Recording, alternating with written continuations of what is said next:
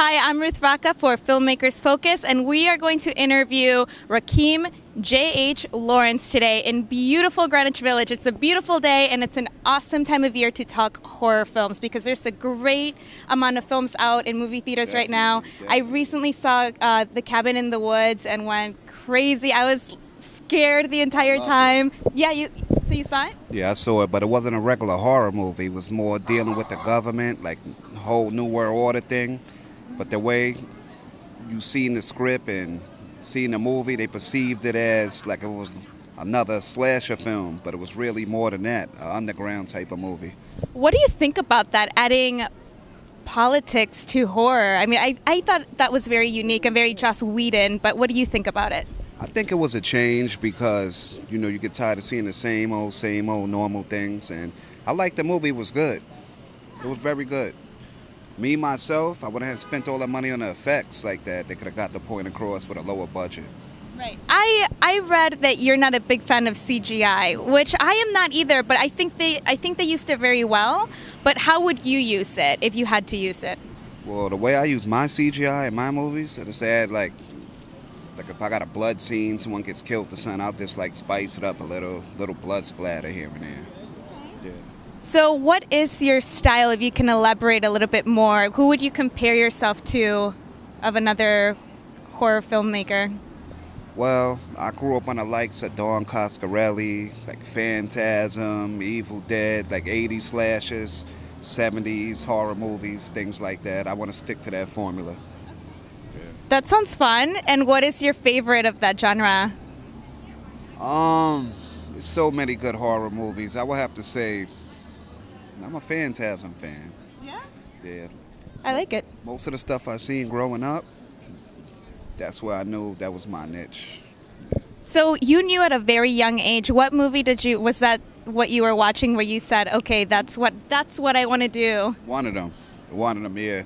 Seen some crazy movies in my life. Evil Dead, Sam Raimi's Evil Dead, Wes Craven. And a lot of people don't know horror movies started a lot of careers, sparked a lot of careers. Like Jennifer Anderson, her first movie was Leprechaun. That's right, with the shorts. With the shorts. Johnny Depp, Nightmare on Elm Street.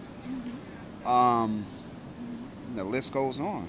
Yeah, definitely. So are you looking for your little starlet? Have you found someone that you've worked with that you know is going to be big? Or how do you encourage your talent basically to not only own the genre, but find success throughout their filmmaking careers?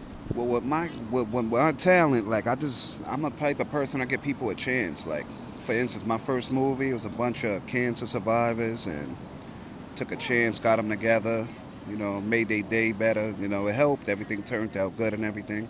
So you like to put a little bit of philanthropy into your filmmaking? Definitely. Oh, and by the way, my movies, I have to throw some kind of comedy in there. Oh, good. I like that. Yeah. You can't have a horror movie without the comedy. Do you have the standard, you know, the girl that's very promiscuous, the nerd? Do you have those kind of stereotypes in your horror films?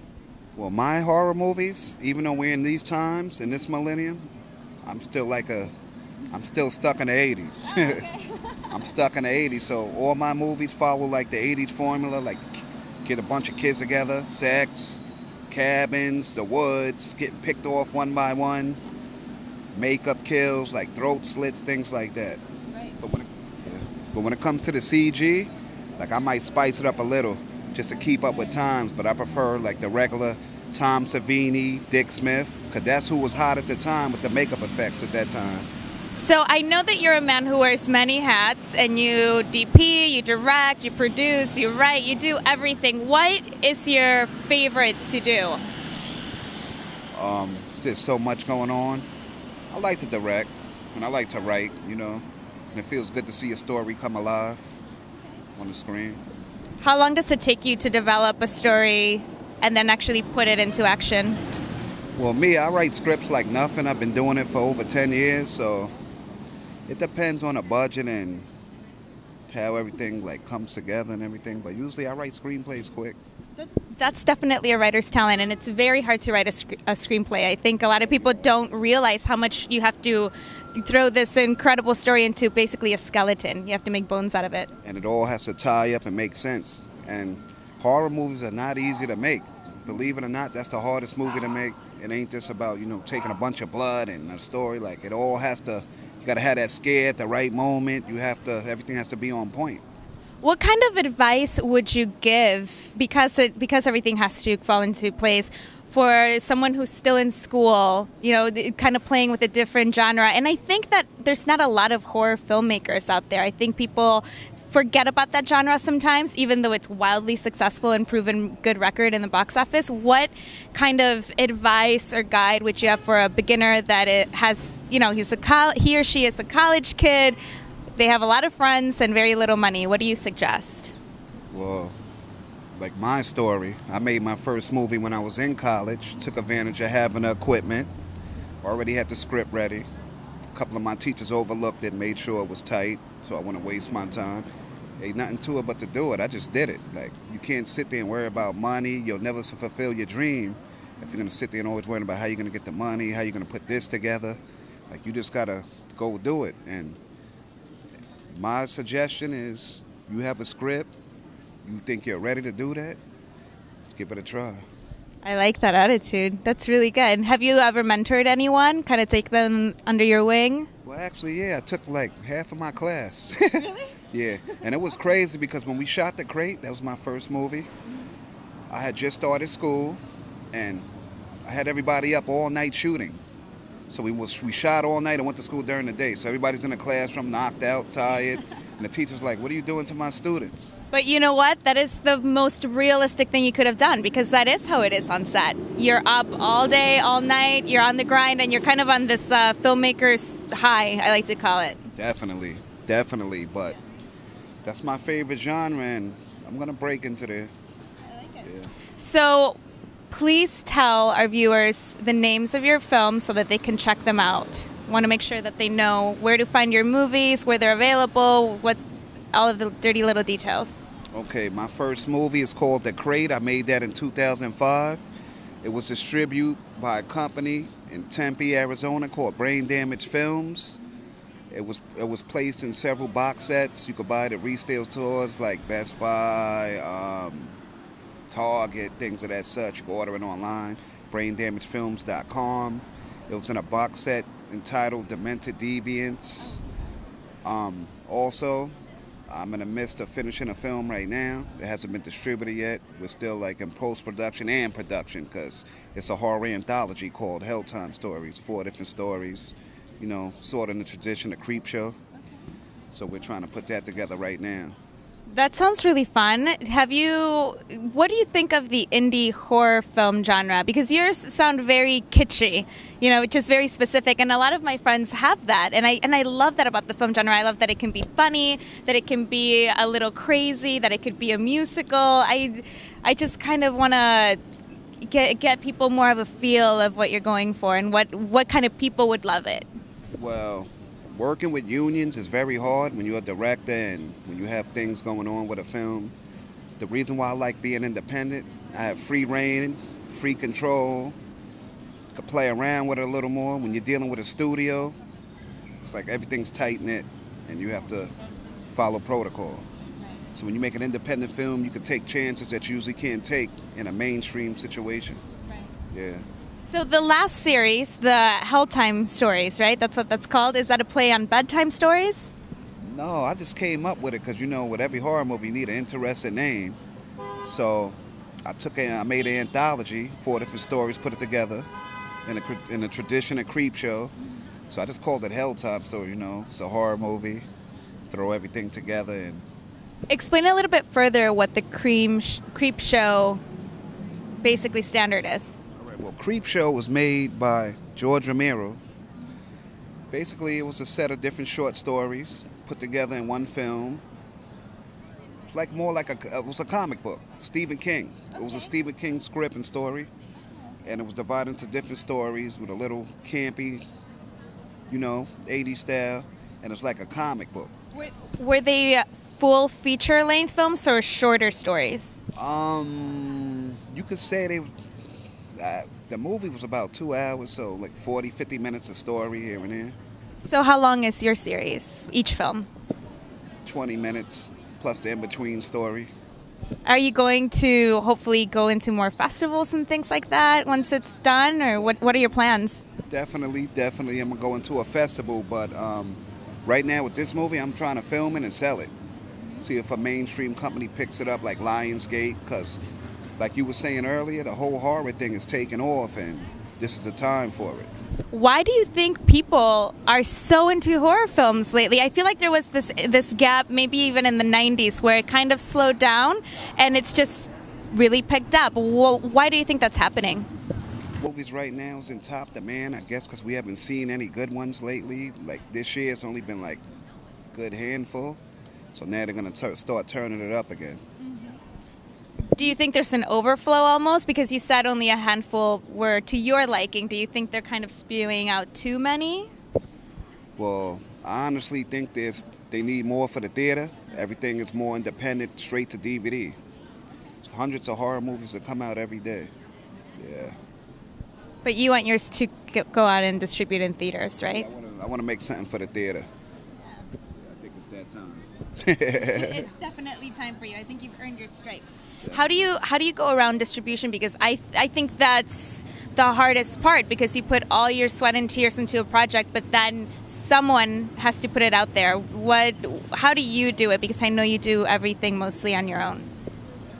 Well, I always lucked out. I always coming to actors, always meet actors and hire actors who just love the script so much. They're always willing to, okay, I'll put such and such forth for you. And it's been like that. It's like every time I make a movie, I meet someone who's always willing to invest. That's wonderful. So when it comes to distribution, you always just get lucky with someone who offers to distribute it? Well, once you get one distribution deal, that company's open. Like the company that distributed the crate, at any time I could be like, here, there's this movie, but I'm going with a different direction with this one. I'm trying to take it up, turn it up a little further. That's good. And do you have any of the films available on Netflix? No, not as yet, because there's a lot of licensing situations with Netflix. I remember when I first got Netflix, everything was on there. Now, they summed it down. The best time to have that is when it first came out. Right. Yeah. But I'm working on a couple of projects. I got a couple of scripts in the works. I'm working on a series called Dead. Oh. That's very straight to the point. It's about a girl. She hangs out in the cemetery all day telling stories. She's like a cemetery guide? She's just like a weird girl who's like rejected, from the world. Like she's just one of those girls where she hangs out in weird places. So she's gonna like open up every week and tell a different story, like something like Tales from the Crib. Oh, that sounds cool. So I wanted to ask you what you thought about the horror genre in TV, because I haven't been able to catch up with American Horror Story, but I hear it's awesome and everyone's addicted to it who watches it. Would you be interested in doing television, and do you think it's necessary in prime time? Well, I definitely will, because I haven't seen a good television movie since Salem's Lot. Oh, I remember Salem's Lot. Stephen King, Salem's Lot. I'm not really fond. They have a dead show right now, like a zombie show that comes on. The Walking Dead. The Walking Dead. I'm not a real big fan of it. Are you not a big zombie fan, or you're just not a big fan of that show in particular? I'm not a fan of that show. The last series that I seen to watch that dealt with anything with horror, and I loved it, was 6 Feet Under. That was a great HBO show. I think they made a few mistakes. They took it off too early, and I didn't like how the whole thing wrapped, but it's hard to see a good show. But what I do, like, I'm not a big fan of a lot of things of these times. Like, I'm stuck in the 80s and 70s. So when I have an urge to watch a movie, I'll just watch a whole movie. Like, I'll just watch all of Friday the 13th. Right. But I follow the same formula, sex, drugs, you get killed. It's simple, it works, it's scary every single time. Right. So what would your concept be for a television show? Would it be Dead? Yeah, I would call it Dead. I wouldn't put it on like a Channel 7 or nothing. It will have to be picked up by a cable network, but it'll be a half an hour show. Every week I'll have the girl talk for the first few minutes. She'll narrate the story, sort of like Elvira, basically. Like the way Elvira was in the 80s. She'll tell the story, just like Tales from the Crypt, the Crypt Keeper. Right. And then she'll it'll go into different stories every week, like little 20-minute stories. I like that. Yeah, definitely. So I'm working on that. Right now I'm just editing my feature, Hell Time Stories. The footage we got already, we working on that, cutting trailers, Oh, good. teasers. Yeah. So when do we get to see the teaser? Well, there's one online right now. If you go to YouTube, under Rakeem Lawrence, all caps, you can see the Hell Time Story teaser. Excellent. So make sure to check it out. Repeat it one more time so everybody can watch it. Hell Time Stories. Go to my YouTube channel, Rakeem Lawrence, all caps, Rakeem Lawrence. Hell Time Story teaser's there. The crate trail is there from my first movie. And do you have any online fundraising? Do you do Indiegogo or Kickstarter or any of that stuff going on? Well, actually, I haven't had a chance yet, but I will check it out. In the near future. And they can already watch the trailer, so it'll be easy to invest. Definitely. Willing to shoot anywhere. There you go. Yes, do you shoot mostly here in New York? Do you travel ever for shooting? Well, my first movie, The Crate, I traveled. I shot in Connecticut. I shoot all over. I'll shoot in New York, Manhattan, wherever it is, eerie looking places, cemeteries, woods. Yeah. What's the scariest place you've ever filmed in? Oh, the opening of my movie in Connecticut in Hartford, the lake in the crate. Very scary, man. Bears, woods is always like a crazy place. Oh, that's because you're an urbanite. You're like, what are all these trees? So scary. It ain't just that from past films I've seen. It always takes place in the woods. That's true. And I also got this other premise. A lot of people think horror movies have to be based in the night. You can scare someone during the day as well. I try to shoot a lot of my stuff during the day because I'm trying to be different with it. Everybody follows the same formula. I like that, and I actually am a huge fan of watching horror movies during the day. I think there's something creepy about it, and all of a sudden, maybe you have some errands to do and you're walking down the supermarket and all you think is of that creepy creature that you just watched earlier on. I like that. One of the stories in Hell Time Stories, it's called The Date. It's about a vampire. And the vampire does a satanic ritual and she takes a cross and she steals it from a priest. And makes an inverted cross, which makes a vampire able to walk the day. Oh. So a lot of the stuff in this movie goes on during the day. And that sounds cool. Vampires amongst us during the day, unheard of. They usually melt or something. Catch on fire. Right. Yeah. I think that's brilliant. I actually look forward to that. Thank you. That's really cool. You can even make merchandise of upside down crosses. Right? Exactly. I keep all my props too. Oh, you do? It's getting kind of crowded. So you always have a good Halloween costume? Always, all the time. And we're in the right place for it, in the village right here. Yeah. Do you believe in the hauntings and things like that? Have you ever been on set and something supernatural happened and you actually believed it, or are you kind of cynical? Oh yeah, I got stories. When we were shooting The Date, one of the stories in Hell Time Stories, I was seeing things moving in the house, hearing things downstairs, because some of me and my crew spent the night in this abandoned house, and it was a rough night. Really? Yeah. And you weren't scared though, because they're your people. Yeah, they're my peoples, but a lot of the female actresses wasn't too happy about the situation. Really? So maybe if we watch some of your films, we'll be able to see a little flash of light or something. Just might. You never know what captures in film. That's exciting. Well, thank you so much for being with us today. And would you like to add anything else that you want the viewers to know about? Yes, anybody who's trying to pursue a film, a career in horror, anybody who's trying to pursue a career in horror, anybody who's trying to pursue career in horror films, just go for your dreams, have patience, and it shall come. Good advice. Thank you so much. I also wanted to ask you what your thoughts are on taking horror on Broadway. Horror on Broadway. I see some pretty good horror scenarios on Broadway. I had a chance to see The Evil Dead. They turned it into a play. It was cool. You had to wear a plastic raincoat because the blood would fly on you if you was in the first few rows. So it was interactive. Interactive. And I never seen the Phantom of the Opera. I should be ashamed of myself. I never went to see that yet. I heard they have a Carrie play right now. That's what I heard too, and I'm very curious about it. I'm just very curious how horror translates on the stage. I think that you bring up a good point of making it interactive so that you feel more involved. Would you do something like a small, maybe 1 or 2 act play in theater? Right time, right place, yes. Like the Rocky Horror Picture Show, that was the best so far, I believe. That was amazing. That was amazing. It's amazing work. I actually like the play better than the film. Really? Well, it's not really a play. They act it out while you're watching a movie. Oh, that's right. Yeah, I know what you mean. It's kind of like a dinner and a show, and it's a live performance reenactment of the film. Definitely. Yeah, I really like that. So would you add any music to your horror Broadway script, or would you just make it dialogue? I would go all out. Yeah. I would have organs, zombies dancing. Oh, zombie choreography. Come on. Choreography.